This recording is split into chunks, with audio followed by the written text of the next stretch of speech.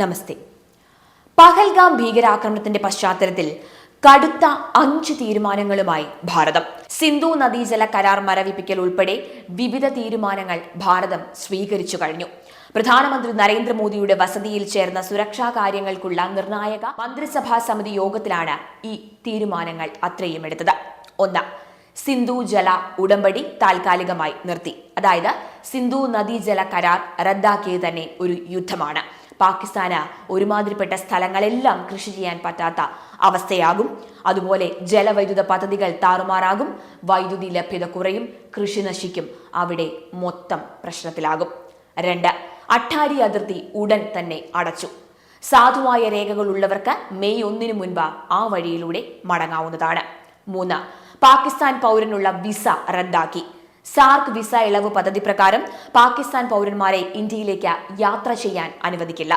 പാകിസ്ഥാൻ പൗരന്മാർക്ക് മുൻപ് നൽകിയിട്ടുള്ള ഏതൊരു SPES വിസയും റദ്ദാക്കിയതായി ഇതിലൂടെ കണക്കാക്കുന്നു.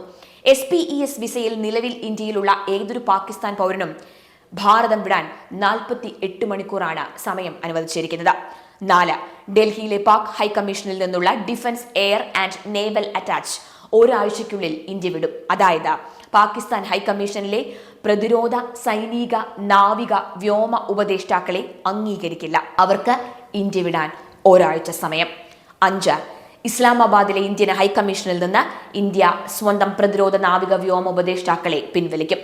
അതത് ഹൈക്കമ്മീഷനുകളിലെ ഈ തസ്തികകൾ റദ്ദാക്കപ്പെട്ടതായി കണക്കാക്കപ്പെടും. നയതന്ത്ര സൈനിക നടപടി ഇന്ന് നമുക്കൊന്ന് നോക്കാം.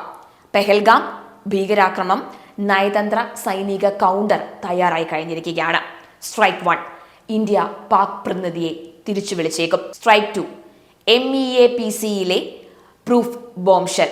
സ്ട്രൈക്ക് 3, സൈനിക സ്ട്രൈക്ക് പ്ലാൻ നിലവിലുണ്ട്, അത് എപ്പോൾ വേണമെങ്കിലും സംഭവിക്കാം. കേന്ദ്ര സർക്കാരിന്റെ വിട്ടുവീഴ്ചയില്ലാത്ത ഈ നിലപാടുകളാൽ തീവ്രവാദികളും അവരെ പിന്തുണയ്ക്കുന്നവരും പ്രത്യാഘാതങ്ങൾ നേരിടേണ്ടി വരുമെന്നതിന് ഇനി മറിച്ചൊരു വാക്കില്ല. പിക്ചർ അഭി ബാക്കി ഹേ മേരാ ദോസ്ത്.